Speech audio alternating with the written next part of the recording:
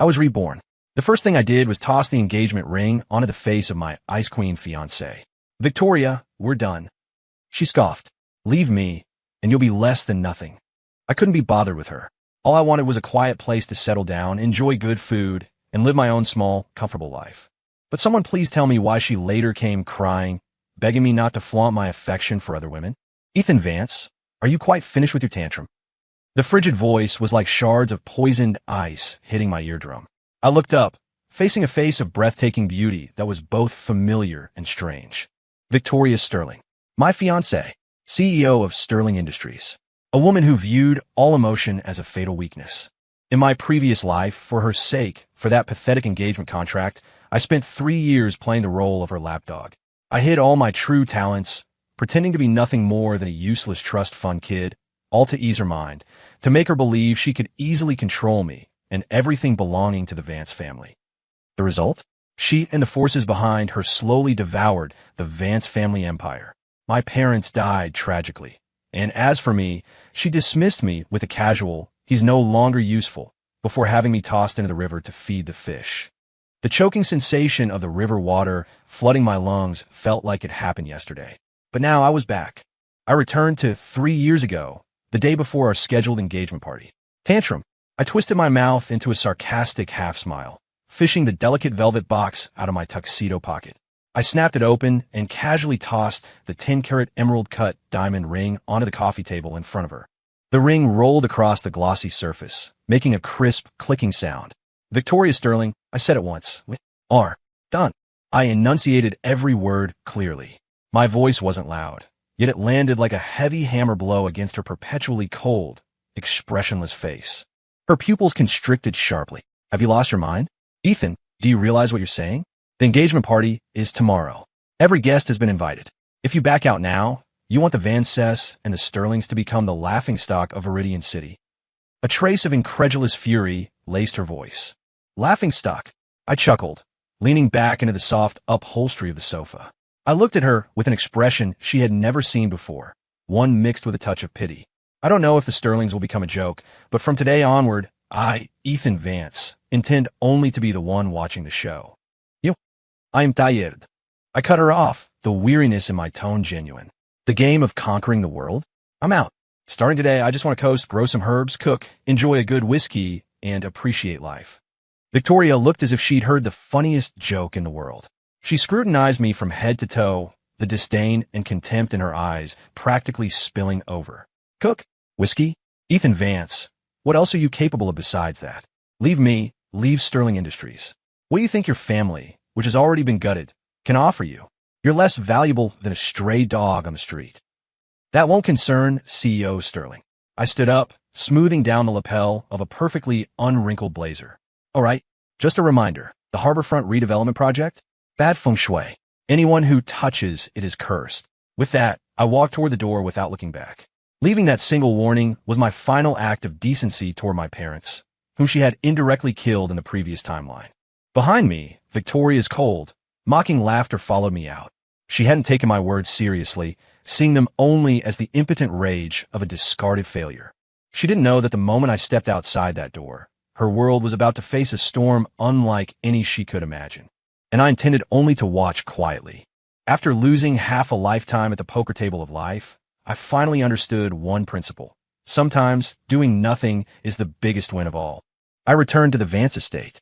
It was a sprawling, historic manor located in the suburbs, complete with immense gardens. In the previous life, it had been seized and auctioned off, eventually falling into Victoria's hands, who converted it into a high-end commercial event center. In this life, I would make this place my sanctuary for lying flat. The first thing I did was dismiss most of the household staff, keeping only Mr. Jenkins, the butler who had watched me grow up since childhood. Sir, what is the meaning of this? Mr. Jenkins looked bewildered at the shopping list I provided. The list contained no luxury goods or sports cars. It was filled entirely with top-of-the-line kitchen equipment, rare gourmet ingredients, and various grains and fermentation jars for brewing alcohol. Mr. Jenkins, just call me Ethan from now on, I told him, patting his shoulder. I'm opening a private kitchen here. I'm calling it the Haven. 1 table per day, strictly depending on my mood. Mr. Jenkins opened his mouth to protest, but ultimately swallowed his questions, merely sighing. His eyes were filled with the sympathy reserved for a young master who had clearly been so devastated by Miss Sterling that he had given up on life. I didn't bother to explain. Soon a call came through. The caller ID read, Adam Thorne, my most trusted lieutenant, who in my past life followed me from nothing to become a Wall Street capital giant. He was my protege, intensely loyal and supremely capable. Boss, the task you assigned has been handled. Adam's voice, over the phone, was steady and powerful. The initial strike against Sterling Industries has commenced. We estimate that within 3 days, we can wipe out 20% of their stock valuation. I gave a casual acknowledgement, my eyes focused on the few tea olive trees in the courtyard, calculating how much flower wine I could brew in the autumn. Boss, Adam seemed surprised by my lack of enthusiasm. What is the next phase of our plan? What plan? I frowned, slightly impatient. Adam, you are the CEO of Polaris Capital. Do you need to ask me about such a minor issue? Handle corporate affairs yourself. Don't bother me. I'm busy. Before he could reply, I hung up. On the other end of the line, Adam Thorne stood frozen in his top-floor office in the Apex Tower. He stared at the massive electronic screen showing the sheer drop of Sterling Industries' stock value, a devastating green line. He fell into deep thought. The boss said, Don't bother him. He's busy. Busy with what? Busy dealing with his small fry, the Sterling family? The boss is truly the boss. He must be testing me. He thinks my actions are too slow, my efficiency too low. It's an insult to his ability that I would need to consult him on an opponent of this caliber. Furthermore, the boss saying he's busy is absolutely a coded message. It means he is executing a much grander, more earth-shattering strategic move behind the scenes, and the attack on Sterling is merely an insignificant part of the master plan. Understood, boss. Adam instantly straightened his back, a fierce fire reigniting in his eyes. I will not let you down. He immediately called an emergency meeting with all his core traders. Emergency meeting. The boss has issued new directives. Increase the intensity. I don't care about the cost. I want the cash flow of Sterling Industries to be completely broken within 1 week. The group of subordinates, all hailed as financial prodigies, instantly got a shot of adrenaline. The entirety of Polaris Capital entered the highest level of combat readiness. They had no idea that their boss, at that very moment, was wearing an apron, humming a tune, and deep in the kitchen researching a long-lost classic dish of intricate French cuisine, pâté de canard en croûte. The Haven opened without a grand sign or marketing campaign. It relied solely on the wooden plaque I personally carved and placed by the courtyard gate, reading, "One sitting daily." By chance only. For the first 3 days, there wasn't a single customer. Mr. Jenkins paced worriedly, but I enjoyed the quiet peace. Lying in the rocking chair in the courtyard, sipping the plum wine I had brewed myself, watching the clouds drift by. This was life. That afternoon, I was tending to my herb garden when I heard the faint meowing of a cat near the gate. A moment later, a small, fluffy white creature squeezed through the gap in the door, darting straight toward a catnip plant at my feet, where it began rolling around in ecstatic abandon. I couldn't help but laugh. This little guy had good taste. Tuan, you can't run off. A clear, slightly panicked female voice called out. I looked up and saw a girl in a pale yellow sundress. She stood in the doorway, framed by the light, the setting sun bathing her in a soft, golden halo. Her skin was fair, her features delicate, like someone stepped out of a painting. Her eyes, especially, were as clear as a mountain stream. When she saw me, she froze momentarily, a blush rising on her fair cheeks. I'm sorry, my cat. She gestured awkwardly toward the white British short hair rolling happily at my feet. It's fine, I said, smiling and pointing at the catnip. He just found his happy place. My remark made her giggle, her eyes curving into sweet crescents. Her name was Skylar Hayes, a local food blogger. She lived nearby. Today, her cat, Tuan, had escaped, and she'd been chasing him until she stumbled upon this place. Is this a restaurant? She looked around the elegant courtyard curiously, her gaze lingering on the wooden sign. Sort of, I shrugged, the result of a chef's sudden whim. Her attention was drawn to the various herbs and vegetables I grew in the courtyard. Her eyes sparkled. Wow, you grow your own? That's perilla. And over there is rosemary. Oh my gosh, you have basil and thyme too. She crouched by the planter box like a child who had discovered hidden treasure, listing the plants knowledgeably. I could tell she genuinely understood and loved food and gardening. Not like Victoria. Victoria's life consisted only of cold numbers and business proposals. In her eyes, The value of a basil plant was far less than a report that could raise stock prices by 1%. Rumble continued. Skylar's face instantly flushed crimson. She clutched her stomach, wishing the earth would swallow her whole.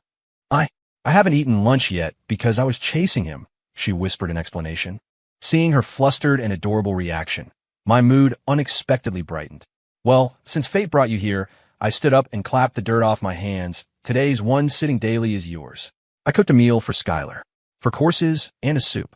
Consommé of cabbage, intricate silk tofu, sweet and sour mandarin fish, and braised pork belly, all paired with a wild mushroom broth. When the dishes were presented, Skylar's eyes widened. As a food blogger, she had eaten countless delicacies, but she had never seen such refined cuisine. The consommé of cabbage was crystal clear. A few delicate cabbage hearts rested silently at the bottom. It looked deceptively simple, but when she spooned the broth into her mouth, an intense burst of umami flavor exploded on her palate. This is a master stock, isn't it? Made from chicken, duck, prosciutto, scallops. Simmered and clarified for at least 8 hours. She looked at me in shock. I smiled, offering no words, confirming her guess. She then picked up the intricate silk tofu. The tofu, sliced thinner than hair, dispersed in the broth like an ink wash painting. The knife skills, she murmured. Her gaze, which started with admiration, had turned into utter reverence. She ate the meal with intense concentration. She savored every dish, then looked up at me with her bright eyes, giving the most sincere compliments. You are incredible. You are the most talented chef I have ever met. This braised pork belly is perfectly rendered. It melts in your mouth. The balance of sweet and savory is exactly right. How did you do it? After the meal, I brewed her a pot of rare, aged oolong tea that I had prepared myself. We sat in the courtyard, chatting. We discussed everything from regional American cuisines to molecular gastronomy, from ingredient sourcing to temperature control. I found talking to her incredibly comfortable. Unlike Victoria, who never spoke 3 sentences without mentioning business or profit, Skylar's world was simple and beautiful, filled with a deep passion for food and life. Speaking of which, you're in such great shape. Do you work out a lot? Her topic suddenly shifted, her gaze unconsciously drawn to the outline faintly visible beneath my t-shirt. I had just come out of the kitchen, wearing only a thin black t-shirt. Sweat beaded lightly on my forehead from the heat. Yeah, it's a habit, I nodded. See, can I touch it? She asked, gathering her courage, her cheeks flushed like ripe apples. Just once. I'm just really curious. Seeing her hesitant yet utterly hopeful expression, I couldn't help but laugh aloud. I didn't answer verbally. I simply straightened my posture slightly. Taking this as permission, she extended a slender finger and gently, tentatively, poked my abdomen. Through the thin fabric, the firm, rock-hard sensation made her gasp softly, and her face grew even redder. Wow! She let out a small exclamation, like a child who had discovered a new continent. Just then, my phone rang again. It was Adam Thorne. I answered impatiently. What is it now? Boss. Adam's voice was trembling with excitement. Success. We leveraged our positions in less than a week, creating a massive liquidity crisis for Sterling Industries. Victoria Sterling is running around frantically, begging for investment from anyone who will listen. Oh, I responded blandly, my focus on Skylar's flushed face after she'd touched my abs. Boss, the next step, shouldn't we initiate the acquisition plan? Acquisition? I frowned. Why would I acquire that dumpster fire? Look, stop bothering me. I'm having tea with a beautiful woman. I hung up the phone again. Skylar's heart skipped a beat at my mention of having tea with a beautiful woman, and she shyly lowered her head. Meanwhile, Adam Thorne on the other end of the line was once again deep in contemplation. Having tea with a beautiful woman? The boss has a woman with him.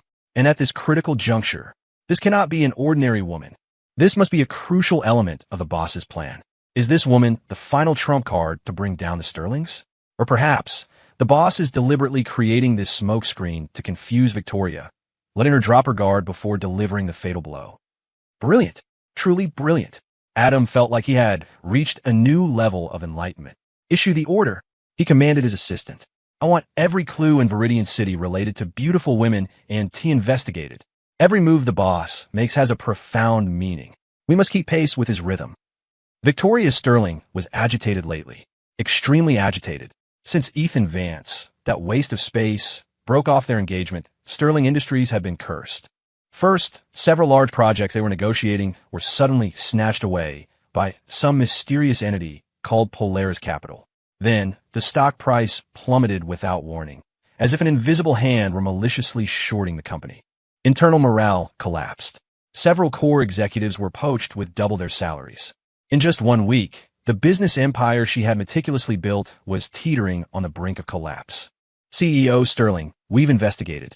This Polaris Capital has a cryptic background, immense funding, and operates with brutal, unconventional aggression, the secretary reported nervously. Useless. Victoria slammed a file onto the table. After all this time, that's all you found? Her face was etched with fatigue and anxiety. Her former icy composure had been replaced by irritability and volatility. She couldn't understand who was targeting her. Could it be Ethan Vance? The thought flashed through her mind, only to be instantly dismissed. Impossible. That useless bum who only knew how to eat and play. What ability could he possibly have beyond causing trouble for her? She'd even heard he had actually gone and opened some sort of private kitchen, utterly self-destructing and hopeless. CEO Sterling, our cash flow gap is too big, and the banks are calling in loans. The only solution is to find new investment, the secretary whispered. Investment? Who would dare invest in us right now? Victoria rubbed her temples, frustrated. There is one person, perhaps. The secretary's eyes showed a glimmer of hope. I heard that a mysterious investment titan, known only as Mr. G, has arrived in Viridian City. They say his vision is ruthless, and everything he touches turns to gold. If he agrees to help, our company will surely be resurrected. Mr. G. A spark ignited in Victoria's eyes. What are his demands? His demands are extremely strange. The secretary's expression grew awkward. Apparently, he doesn't review projects or financial statements. He only judges how well you can cook. To get an audience with him, you must satisfy his culinary standards first. Victoria was stunned. What kind of insane demand was that? An oligarch who could shake the foundations of capital markets judged investment viability based on cooking skills? This was utterly ridiculous. But she had no choice. This was her last lifeline. Spare no expense. Victoria clenched her jaw, a ferocious look in her eyes. Give me an appointment. My relationship with Skylar progressed rapidly. She came to the Haven almost every day, sometimes with her cat Tuan, sometimes with a laptop, claiming she needed inspiration for her writing. But mostly, she just sat quietly in the courtyard, watching me tend the garden or work in the kitchen. Ethan, I think you can do everything, she said, propping her chin on her hand like a curious child. I know a little bit, I replied. I was currently preparing a base I just caught from the lake, my knife skills lightning fast, separating the flesh from the bone in an instant. A little bit. You could be competing for a Michelin star, she exclaimed dramatically. I smiled, not engaging. In my past life, to navigate various high-stakes business banquets with ease, I had mastered almost every skill designed to increase prestige. Haute cuisine, wine tasting, tea ceremonies, equestrianism, racing. I never imagined that the skills I learned purely for networking would now become the capital for my quiet retirement. Today, Skylar wanted something more down to earth, so I took her to a nearby, old-school farmer's market. The noisy market was bursting with human energy and life. Skylar clearly didn't frequent places like this. Everything fascinated her, and she chirped like a happy bird beside me. Excuse me, sir, how much for the ribs? I approached the butcher's counter. 35 a pound, young man. Don't recognize you. The butcher, a burly man, replied. I pointed to the best rack of ribs. I'll take that one. Can you chop it for me? Just as the butcher raised his cleaver, a slick, tattooed punk squeezed in, slamming his hand down on the ribs. I'll take this one. The butcher looked troubled. Brother, there's a first come, first served rule here. Screw your first come, first served. The punk glared, shoving the butcher aside. I want this rack today. What are you going to do about it? Skylar's face paled at his aggression, and she instinctively grabbed my sleeve. I patted her hand, reassuring her. I couldn't even be bothered to waste breath on the punk. I simply took out my phone and dialed a number. Hello, Chief Miller? It's Ethan Vance. Yes, long time no see. I'm at the East Side Farmers Market in your jurisdiction. Ran into a minor issue. Someone seems to misunderstand the concept of first come, first served.